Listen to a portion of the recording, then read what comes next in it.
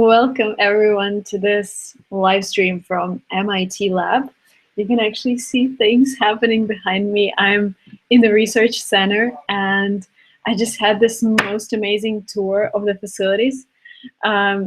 This is so cool, guys. Yeah, I just want to start with saying how excited I am.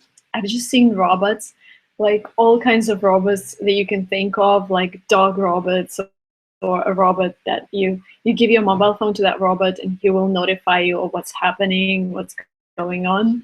I've just seen these smart cameras that can track your pulse, that can tell some kind of... I'm in MIT.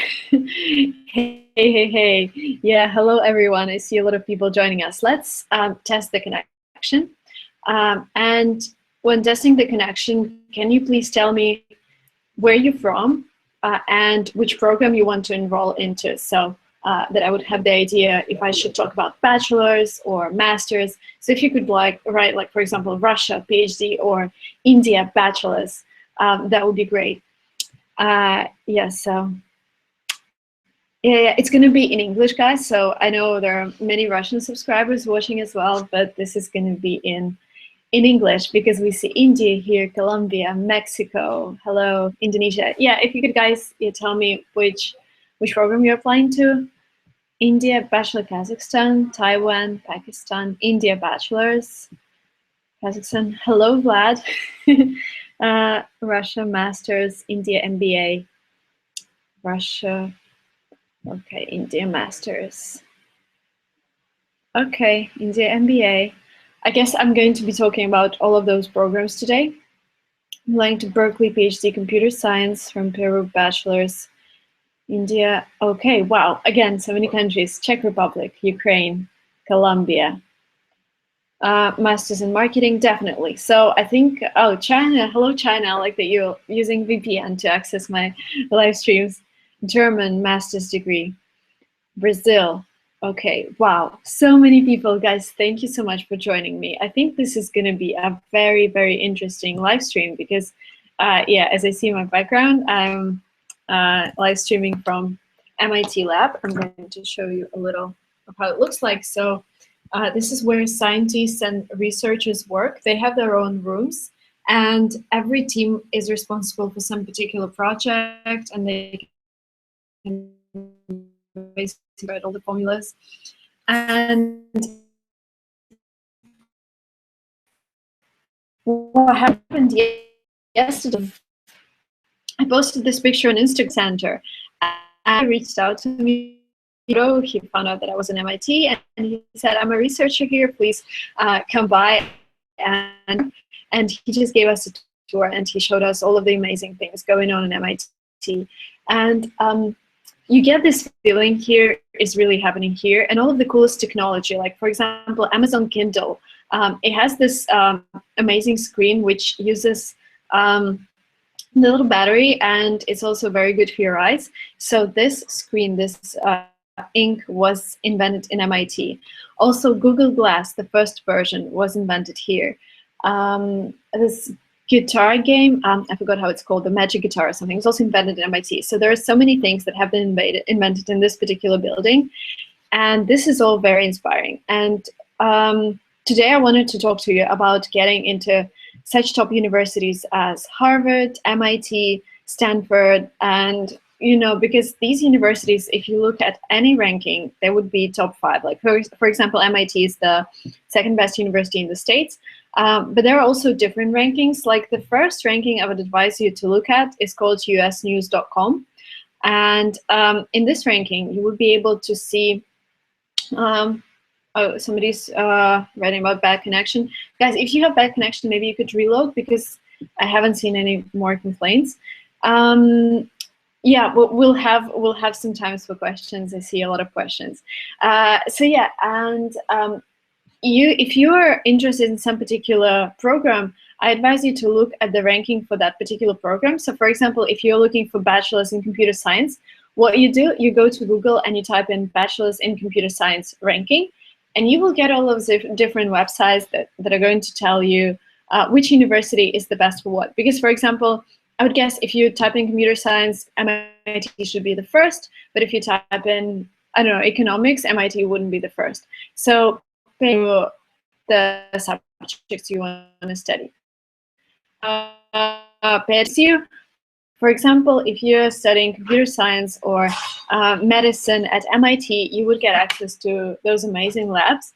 And also, if you're a researcher, then your research would be basically funded by MIT and by companies that are donors here. So I just found out that actually Amazon, Google, plus Lego, those companies pay more than $200,000 every year just to be part of the community and be aware of what's happening in the scientific world.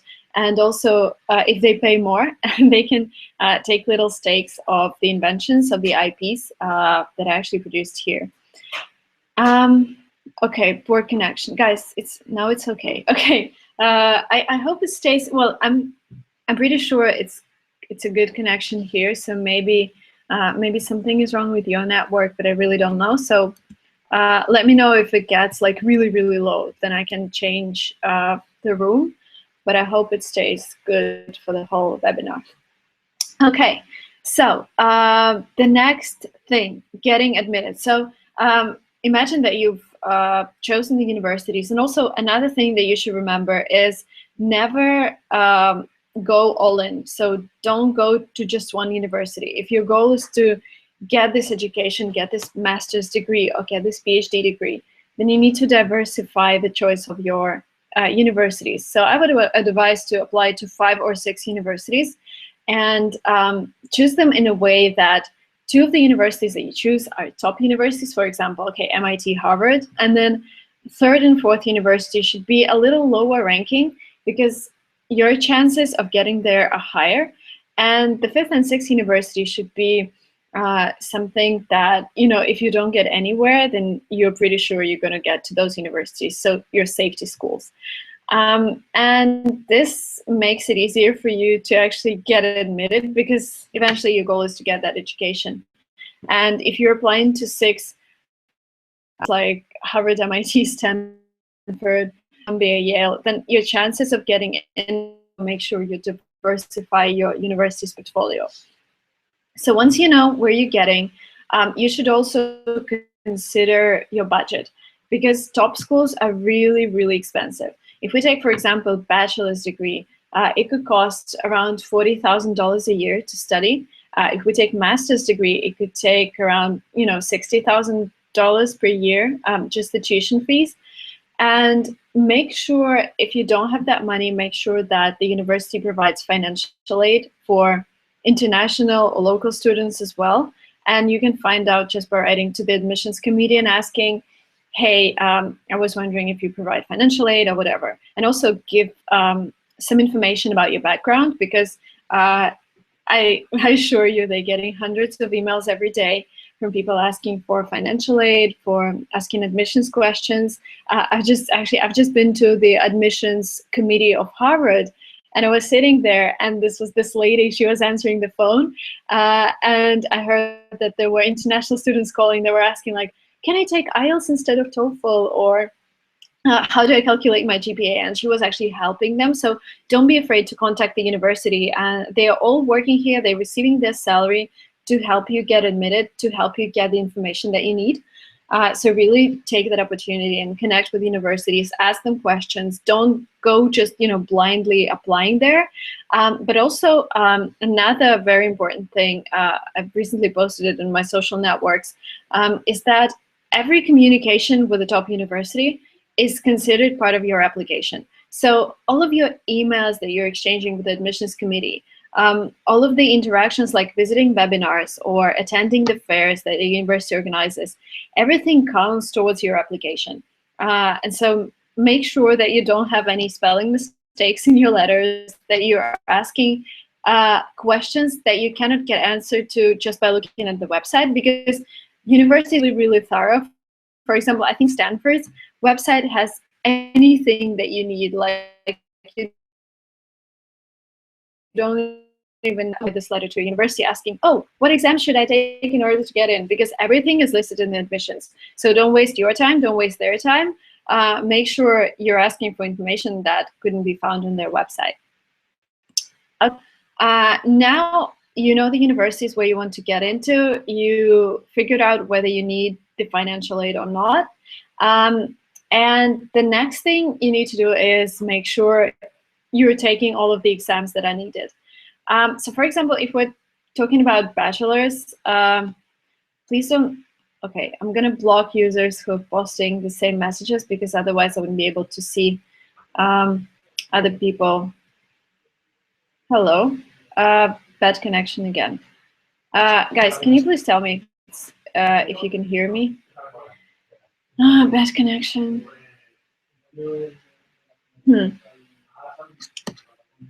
It looks fine. It's fine. Okay. Okay, great. Poor connection, fine. Poor connection, fine. Connection is good. Okay. I think your English was done. Thank you. Okay. Okay, I will be talking slower.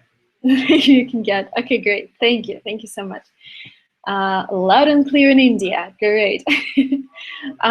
So if we're talking about bachelors and if we're talking about top universities, the first test you should consider taking is SAT. SAT is a test that tests your abilities in maths, in analyzing texts, and basically your English abilities as well. And then it really depends on your subjects that you're going to study. So if you want to study mathematics, then probably MIT or Harvard or other top universities would ask you to take SAT subject tests.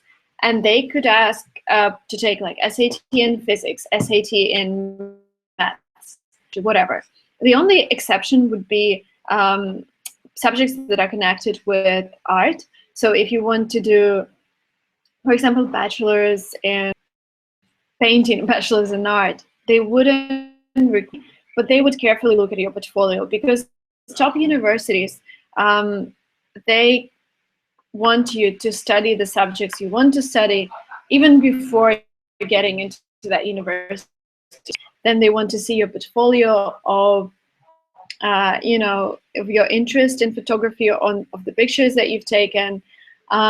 So architecture, I think they would require SAT in mathematics because architecture requires mathematics. But really, again, really depends on the university. So you really need to study the admissions section of the university and make sure you're taking all the proper tests. And what I advise you to do is make this Google spreadsheet and put in all of the universities that you're getting into and put in all the tests that you need to take. Because it would be really sad if you would need to take SAT maths, SAT in physics just for one university, because it requires a lot of preparation. The ideal version of the universities that you get into requires just one test, for example, SAT. Or if we're talking about master's degree, then it's just GRE or just GMAT. Because taking several tests is also very stressful, because if you're international students, and I see that a lot of international students are watching this right now, you would also need to take TOEFL, which is an English exam, and again, a lot of stress. So for bachelor's degree, again, you need to figure out the test. Then you need to figure out what are you writing in your essay.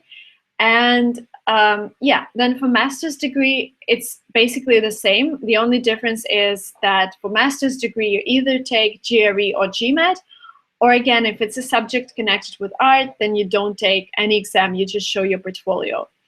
For PhD, you either take GRE or GMAT, and then also you need to show that you've done some research. You have to propose your research topic, and the best way to get into a PhD, connect to a professor before you apply. So if you have this confirmation from a professor who tells the admissions committee, hey, I've already talked to that student and he's doing an amazing research and I really want to work with him, then the best thing about it is, I think all over the world, they are funded, really well funded by the government. So the guys are a researcher here at MIT. And basically, they're sponsoring his research, which is great because this is more, PhD is more like work, not more like studies. You also have lectures, but you spend the majority of time working with your professor, working with your advisor, and making your own research. Yeah. Yes. And another thing that you should pay attention to are admissions deadlines, application deadlines. So for top universities, you should apply a year prior to starting your studies. So for example, if you want to start studying in September 2018, you would need to apply in September 2017. And this means that by September 2017, you would need to have all of your tests taken, all of your essays written, everything ready in application. And my estimation, so I have been applying to I applied to Johns Hopkins University, which is considered a top university. And I would say that applying to such a top university requires a lot of your time. And my application to Johns Hopkins took me around 2 weeks. Because first thing, the application itself, like the questionnaire that they ask you to fill in, it has 100 of questions. They not only ask you about your address, your hobby, your past education. They can also ask you like, can you describe yourself in 20 words, or what is your favorite food? And then you get confused, like what is the best answer to that question? So really take your time. I would say for top university, take around 2 weeks to prepare your application, to prepare your essay. Also leave some time to connect with your recommenders and make sure they're not writing some bullshit letter about how great you are for this program, but really telling. And this thing about top university, again, when you're writing or make sure that you are personal stories, because they're going to ask you like, tell us what matters most to you and why. And here you don't have to go into telling how you want this peace in the world or you want people to live forever. Go into those particular stories that influenced your choice, that helped you realize what really matters to you. And if you're preparing for an interview, which is a second step of your application process, make sure you have all of those stories in your head, because they're going to ask you a lot of behavioral questions. Okay, bad connection. let's wait for a minute for the connection to get better. I'm sorry, guys. I asked the MIT students, and they said the connection should be perfect. So let's wait just a moment. Hope it gets better. Yeah, keep commenting. It's fine. Okay, great. So let's get to the interview stage. So once you submitted all of your applications, hopefully it was in September. Yes, I'm in MIT. Okay. You submitted all of your applications in September. You should hear from the admissions committee by November whether they invite you to the interview or not. For the majority of top universities, the interview would be an obligatory stage of your application process, and they wouldn't be able to admit you if they haven't had an interview with you. So once they invite you to the interview, it's very common for students to travel to the university to take the interview personally. You can also do it on Skype, or sometimes universities travel to different locations. So if we're talking about Harvard, for example, their admissions committee would travel around the world to meet the applicants. If we're talking about Stanford, you would be interviewing with alumni. So for example, if you're from India, they would find somebody who graduated from Stanford in India, and they would connect you to that guy, and he would interview for the school that you're applying to. So it's different for all of the schools, but it's about when you felt pushed back, or when you felt like everything is going wrong, and how you behaved in that situation. But again, all of the interviews are different. I had this interview with Wisconsin-Madison University, and I thought it's going to be behavioral interview. So I thought they would just ask me those questions like, tell me about a time when something happened, blah, blah, blah. But then they started asking me those questions about economics and, all of the terms that I used in economics. And this was my mistake. I didn't really prepare for that interview. So make sure you read carefully what's going to be happening in the interview. Oh, change your location, bad connection. I'm so sorry, guys. Let's wait a while again. till it goes away. I'm really sorry. Maybe, yeah, maybe I could go to the, I'm just not sure. It should be one same network. Yeah. Okay. Can I hear from you guys whether it's okay now? Okay. Connection's okay. Okay, thank you. Thanks. I'm so sorry. But this video is going to be recorded. It's gonna stay on this channel, so you'll be able to see it again. Also, another thing that you should know is that the best time to apply is September, and so a year before you start your studies. But there are also 2 more deadlines. The second deadline would be around January, and this is when you can apply again. But you should understand that by the second deadline, 40% of the class is already filled. And if we're talking about a business school, for example, every business school aims to have students from different backgrounds. So for example, they need to have 10% entrepreneurs, 10% consultants, 10% lawyers. And if you're applying during the second round, there's big chance that they already have those 10% lawyers. And if you're a lawyer, you wouldn't get in. So it increases your chances of getting accepted. But here you have this dilemma. If you need more time to prepare for your exams, prepare for your essays, then it's better to take your time. But if you don't, if you're prepared, then it's better to apply during the round 1. Okay, let's take some time for the questions because I see a lot of interesting questions here. Would a GRE minimum score satisfying the requirements get admitted to masters?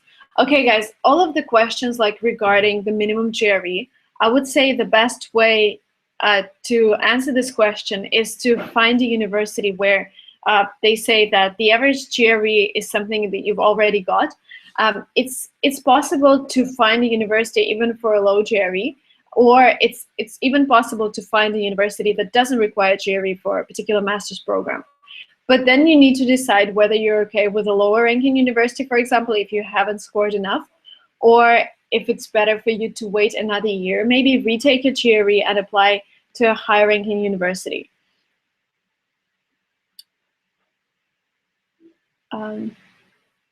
What's the minimum GRE score? That's a good question. Nick is asking, what's the minimum GRE score for architecture masters? It's not mentioned on university web pages.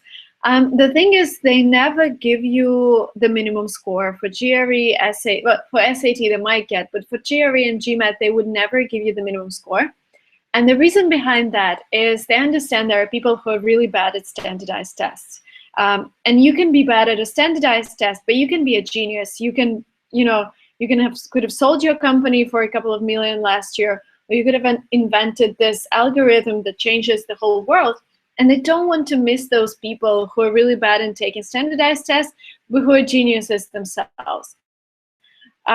So there's no minimum score for that. And if you feel you have accomplishments that are outstanding, you stand out of the applicants crowd, then apply with a low GRE. But if you don't think that you're exceptional or something, then you can always check for the GRE for the last class. There is such thing called average class profile, and you can find it in any university, and they would tell you what happened last year. And they're going to tell you, like, last year we had applicants whose median GMAT score was, for example, 700, and their GPA was around 3.4, and on average they had 2 years of work experience. And this is what you need to look at. You need to look at the average class profile and compare yourself and see, oh, okay, my GPA is slightly higher, my GMAT is slightly lower, I think I have this 50% chance of getting in. And if you have those doubts, then make sure your essay really stands out. Make sure you put a lot of effort into writing a great story, which is interesting to read. Make sure that you're telling all of those, funny facts or interesting facts about you in your essay. What can you say about, oh, there was a question about Sunny College. Sunny College is good. I think they're good in, with transfers, especially within the New York area. Scholarships are provided before admissions or after admission. Okay, so scholarships are provided to those people who qualify. There are several types of scholarships. The first type is merit-based. So if you have good grades, if you have high exam scores, then you could qualify for a scholarship. And normally they would tell you whether you have received that scholarship or not. They would tell you during the when they release the decision. So what happened? So for example, University of Florida, they sent me the decision. They told me, "Hey, Marina, we're accepting you to the program you applied for, and we're also giving you this teaching assistantship position." And there was some way to negotiate with them afterwards as well. So I asked them for additional funding because the teaching assistantship funding wasn't really covering my living costs. So I asked them whether it's possible to additional. Normally would get or you haven't got funding during in this admissions letter. Scroll. Okay. Our research hearing, taking part in various competition sports, vital for the US universities. Yes, all of the extracurricular activities are very important, and make sure you mention all of them in your resume or in your application, because top American universities are really looking for extraordinary people who are active in all of the different fields, not like you're just studying all the time. They also want to see you taking part in different clubs, taking part in competitions. Another thing about sports, if you have great accomplishments in sports, for example, you won something in your city or in your country, you can also be considered for sports scholarships. And this happens because all of the top universities compete with each other.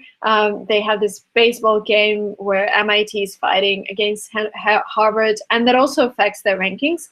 So they want the best sportsmen to study in their universities and to play for their teams. And if you qualify, they can tell you that we're going to cover your tuition fees, but in exchange, please play for a team, which is great, I think, if you're really into sports. Perfect response about the minimum scores. Thank you. Okay. Oh, wow. So many questions. Sorry, guys. It all dropped down.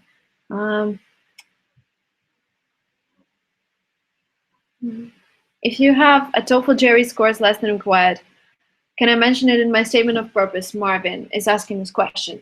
Thank you, Marvin, for this question. Like, as I said, GRE, there is no minimum score normally, but if there is, I would say you would probably not get in. Also, the same, have a minimum score. TOEFL should be minimum 90. Then if you have they would reject your application. You can write an email and say, I have this 3.5 GPA, experience in working for a big consulting, just making this up. But and then mention your drawback.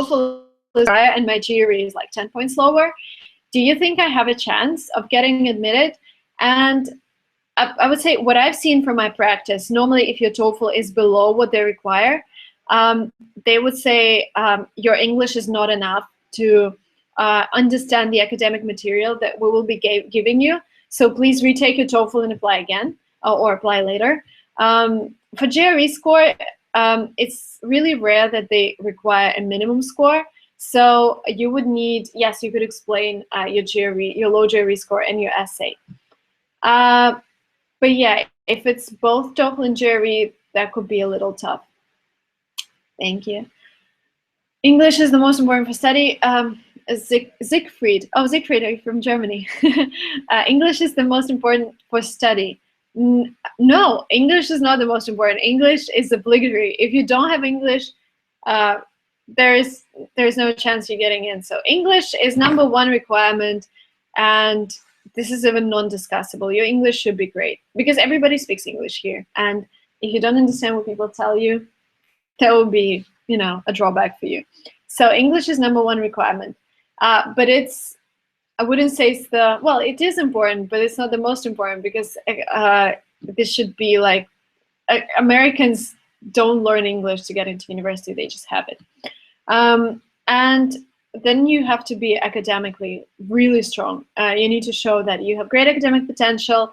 They would also judge your future performance based on your past performance, your exam scores, your resume, where you show what you've done, like all of the volunteer work, all of the competitions.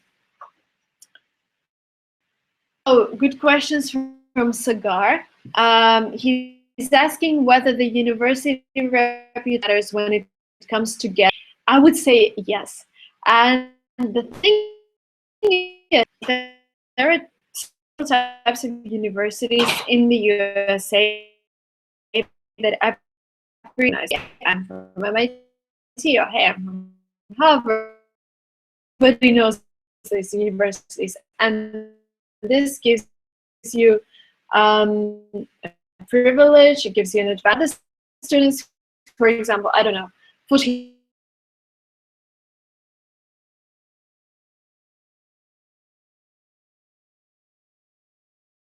ranked number 75 and university ranked number 120, this wouldn't really make difference because there are these top universities and all of the rest. So I hope this answers your question. Have you taken IELTS? What do you think, how different TOEFL and IELTS are? IELTS is a little easier in terms of the speaking part because you're actually talking to a human. But you can get some problems with American universities because not everybody here, but everybody accepts TOEFL. How can I get in MIT? As I said, select a program, check out their admissions requirements, take all the necessary tests, and make sure your application is pretty strong, because the chances to get into MIT are around 10%. So out of every 10 people who apply, just one gets in, which is pretty tough.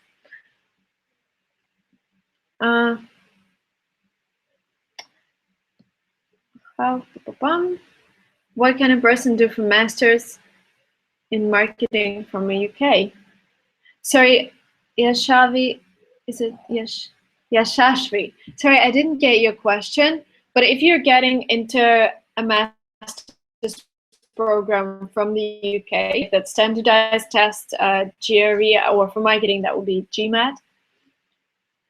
Oh, Nick is thanking me for my TOEFL videos because he scored 110. Congratulations, Nick. That's great.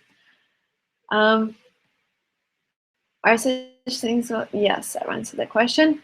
Okay, Michael is asking this question about recommendation letters. So the question is it okay to write recommendations by yourself with just collaboration of your managers? So here's the thing, guys. Of course, universities want your managers and your recommenders to write the letters themselves. But what I experienced myself is that my professors from my university, they just told me, oh, Marina, we don't speak any English. Just write the letters by yourself and we just send them. That's the reality. This is not the best thing you can do because recommendation letters' purpose is for somebody to evaluate you from the position of, from position of professor, from position of manager, and give those unique stories. Again, like the purpose of recommendation letters for other people to share stories where show how you behaved, how you presented yourself. And if your professor or your manager doesn't speak English, then the best way to do this is to sit down with him and say, hey, you need to answer this and this question for my recommendation letter. Maybe we could think of some stories together. Maybe you could give some insights about my behavior. And then you write it down and then make him check this essay, whether it's okay or not. But really, if you're writing all of them by yourself, then it's very likely that the admissions committee are going to see it because you're going to be talking about the same stories or talking about the same aspects. So yeah, that will be my answer to this question. When does the admission process start for undergrad? It starts in September in the top universities. So if you're preparing to apply for an American top university, you should really start thinking about that 2 years to your application, or sorry, 2 years prior to the start of studies, because as I said, you need to apply 1 year before you start studying, and then you would need around a year to pass all of the standardized tests, to make sure your GPA is high enough, to make sure you have all of the essays written in a great manner and all of that.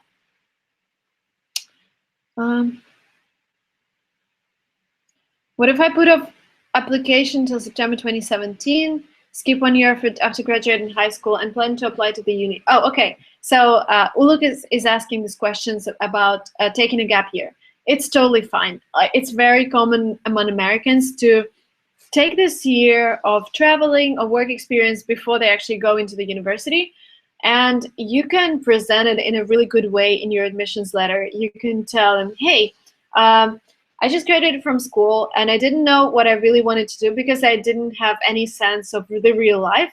So I decided to travel, to volunteer, or to work for this big company to make sure this is exactly what I want. Like, if you really want to study economics, then go and work in some, big company or a small company. Just make sure that you're doing the right thing. And you can present that in your motivation letter and say, hey, I just wanted to experience the real world and then make this decision about my university life. Which place is good for MBA in finance? My academics are average. MBA in finance. The best MBA in finance would be Harvard and Chicago Booth University. They're really strong in finance. There's Wharton Business School, but they are all top universities. Check out University of Florida. They are ranked number 30. I don't know. Well, I don't know what exactly your academics look like, but if your GPA is around 3.5, you have good chances everywhere. It's just the matter of your GMAT. It should be 700 plus for top 30, top 40 universities. Whoops. Okay. I'm so sorry. There are so many questions there. Active participation makes it so much easier that I just your questions. Okay, blocking some users. You need to find several emails to professors talking about your research. My GMAT score is 680. What are my chances in US universities for MBA? You have great chances. As I said, top 10 universities would probably be 700 plus. But if you look at, for example, MIT's MBA program, and if you look at how much people score on their GMAT, you will see that actually there are a lot of people who score below 700. Their median, like the majority of students would score 710, 720, but there are also students who scored 650 and still got accepted. Those people are the minority, but still you have your chances. So definitely apply. Hugs from Hungary. Thank you, Hungary. My nationality is Russian. Please, guide. The guide about making statements of purposes. Nick is asking for that. Nick, I actually have the whole video with our American teacher Walker on my channel. So if you just Google motivation letter lingua marina, you will see that video. And the most important thing about your statement of purpose is your story. So make sure you tell a particular story. Like, let me give you an example. Like, if you want to study economics, what I told in my motivation letter is I told that at the age of 5, I was building my own little shop in my bedroom, and I was selling my parents chewing gums and sweets because I really liked making money. And I grew up and I became an entrepreneur. So tell those small stories that really affected your personality and affected your choice of the subject you want to study. Is it necessary to get high score in TOEFL rather than GRE? We need your TOEFL 100. It doesn't matter if you get 120. Just get that 100 and you're good. When we're talking about GRE, it's better to have your GRE as high as possible. So for example, if they say we're not going to accept people who have GRE lower than 300, then make sure you score, I don't know, 320. So the higher, the better. Okay, guys, about this personal advice, like what can you advise with financial aid but lower in ranking, I would say Wichita University, University of Florida, but it doesn't make sense because if you want to get some personal advice, I do personal consultations.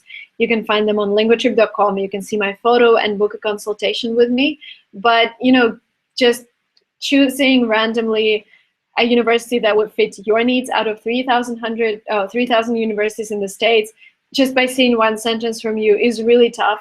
And I don't want to direct you to a wrong university. So if you really need that personal advice, we can definitely chat on Skype. It's a 15-minute consultation where you tell me everything about yourself, and I tell you what I think based on my experience, based on my work with universities. And if you want to book that, go to linguatrip.com.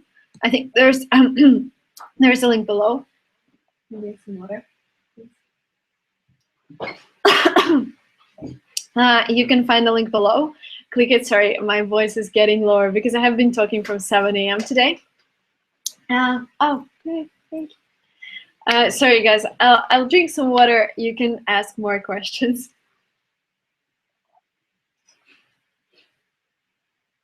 What?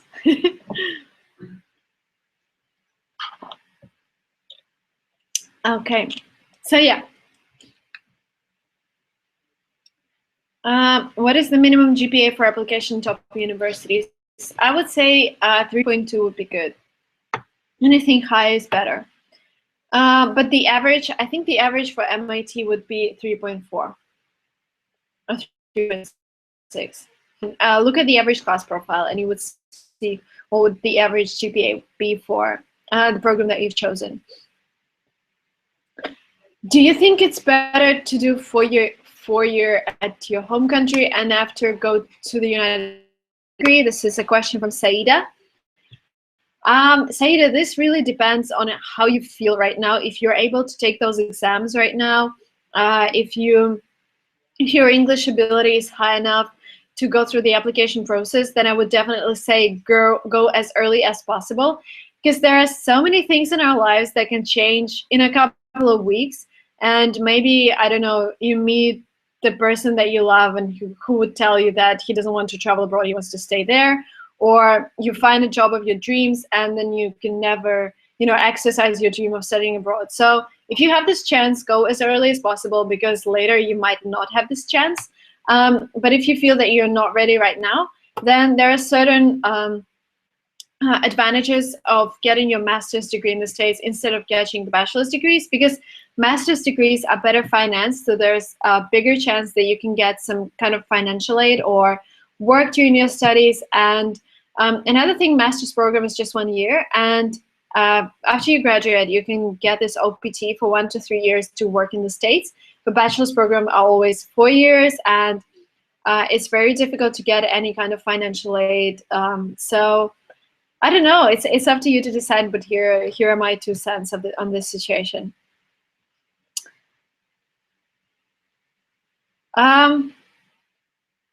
Yashashvi, I hope I'm pronouncing your names well. Please talk about benefits of doing Masters over MBA from India. Okay, Master's program are they are very I'd say technical and practical. So there's a lot of science involved. MBA programs are longer, so they're 2 years compared to 1 year Masters. And during the MBA program, you do a lot of networking. So basically, MBA is about networking and some fundamental knowledge in economics, while Masters is this concentration. So for example, if you do Masters, you would do a lot of financial subjects, but less networking. So I would say, I don't know, it really depends on what you're going to do next. If you're going to work for this big PwC sort company, then MBA would be essential to get promoted. If you want to do something different, then maybe it's just Masters. So that's the main difference.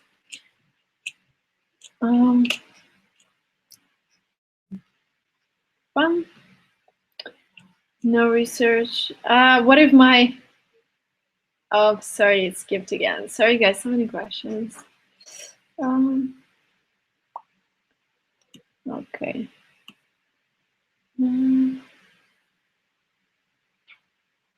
Masters, What about transferring from middle-ranked universities to top American universities? You can definitely do that if you're talking about a middle-ranked university in America. You can transfer. The problem would be they would still consider your SAT. They would still look at it because SAT is valid for your whole life. And the second thing, they might not be able to transfer some of your credits because the program in lower-ranking university might not be as difficult as in top universities. So maybe you would need to study a little longer than 4 years then. Oops, ads. Guys, no ads, please. Might be able to get into US university if I got 1,300 on SAT. Yes, why not? It's a good score. If it's this new grade. Hey Marina, I'm going to apply for the second time for F1. Oh, F1 visa. Okay, F1 visa is the visa that you get as a student to study in the United States. And yes, you can get rejected. So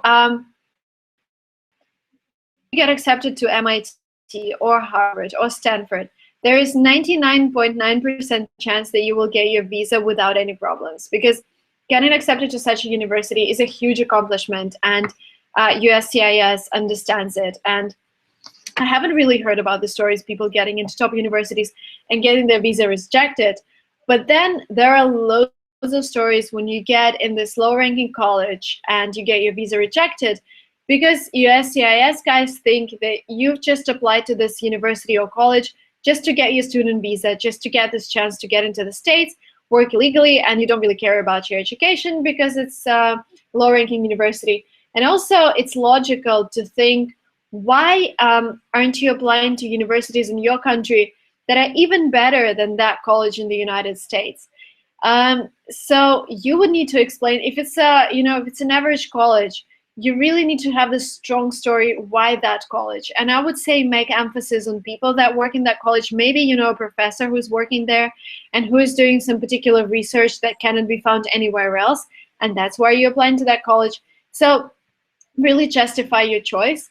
And if you've already had this F1 visa refusal, I would say change the college and apply to a better university that would justify your choice of studying in the States and not studying in your home country. And also make sure that your financials are good, that you have all of the requirements fulfilled, like having this bank statement with enough money. Masters in marketing. What? No question. Hello. Hello, Paul. Actually, I was in Moscow to study masters. My question is, do you know a university with a low out-of-state tuition where I can be admitted for master's studies without GRE or GMAT? Check out Scranton University. This is where I applied for my MBA. This was my, what was that, safety school. And they didn't require GMAT. They had MBA program. They also have master's program, and they provide full financial assistance. They have a lot of assistantships. So check out that university.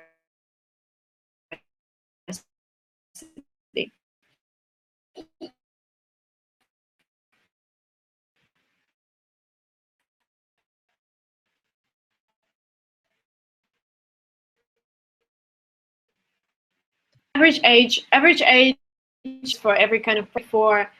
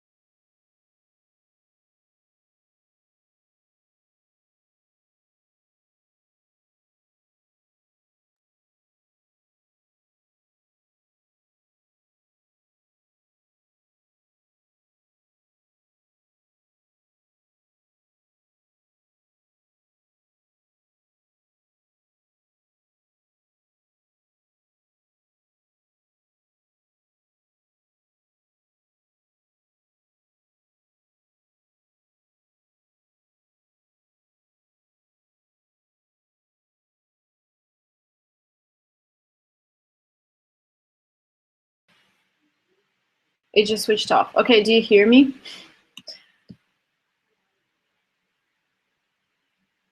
Where did I stop? Okay, I was talking so much. That's so weird. It just switched off the sound. Okay. Yes, yes, yes. Yay, I'm back. Okay, where did I stop? You can remind me. So sorry. Yay.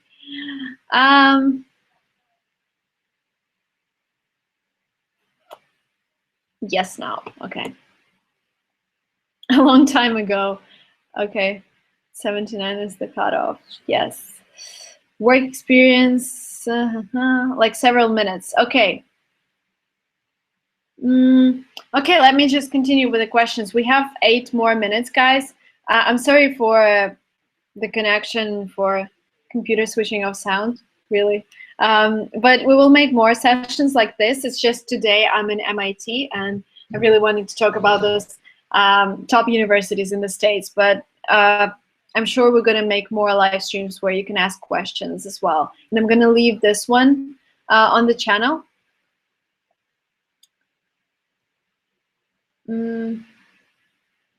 Okay. Let's see. Yeah. If we're talking about financial aid and getting financial aid to study, top universities are really the best because they're the richest, but you still need to make sure that the university you're applying to, the program you're applying to, have this ability to assistance. Because if you ask some university, tell you, no, like we don't provide full financial assistance, and look for other sources of funding. So the best way to make sure is to write to every single school that you're applying for and ask them whether they provide full financial assistance. And this is a lot of research.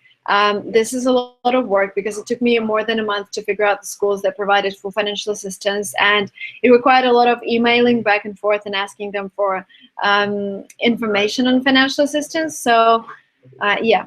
Another question, is it possible to enter MBA without work experience straight after bachelor's? Yes, it's possible. And I was at this Harvard MBA session, and they said they had many students who don't have work experience who went straight into MBA after their bachelor's program. But again, make sure that the university you're applying to has this option, because some universities will tell you, no, it's a strict rule, you need to have at least 2 years work experience. Some universities would say, we don't care.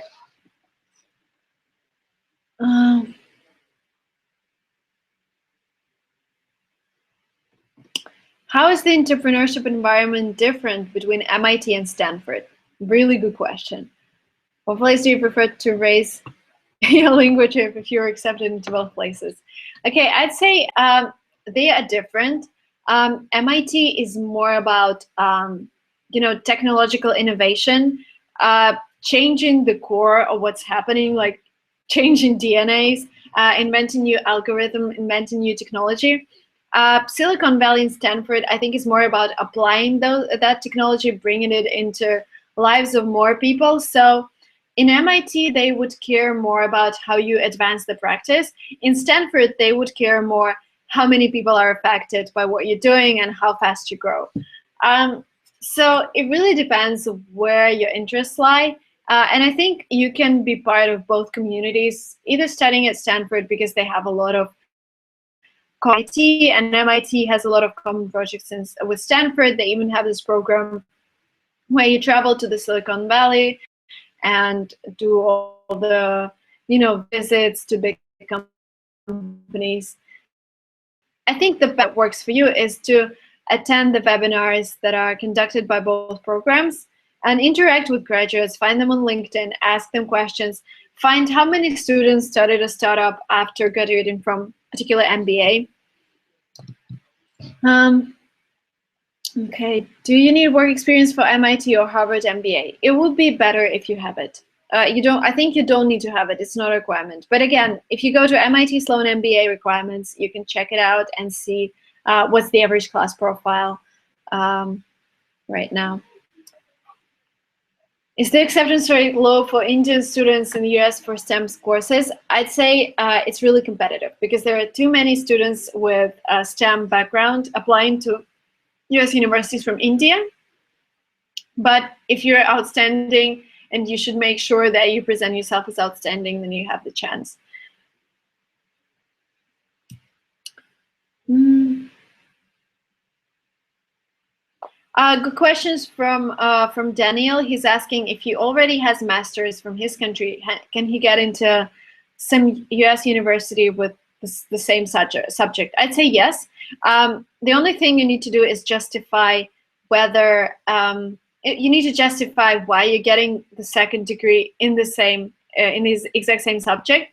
And I would say if we're talking about economics, then you can tell that the United States is where the majority of economics was invented, and you really want to study economics in a country where it's in the most advanced stage. Or if you're talking about computer science, again, the MIT is the leading school for computer science, then just tell them, hey, yes, I already have basic knowledge in that, and I went to this university, but I think there is no better place in the world than MIT to study computer science. Okay, guys, I'm gonna take a couple of last questions, and then to see some other schools and to film more videos for you and okay. I'm already enrolled in master's program in Europe. I have less chance of getting into a top university in US. When they think something like, oh, he has already placed, well, if you have already started that program, then you have to justify why you're transferring to a new one or why you're applying for a new one. If you haven't started that program yet, then you don't have to talk about it at all. Just apply to the program, and that's it. They would never know whether you're enrolled in another master's program or not, unless you report it.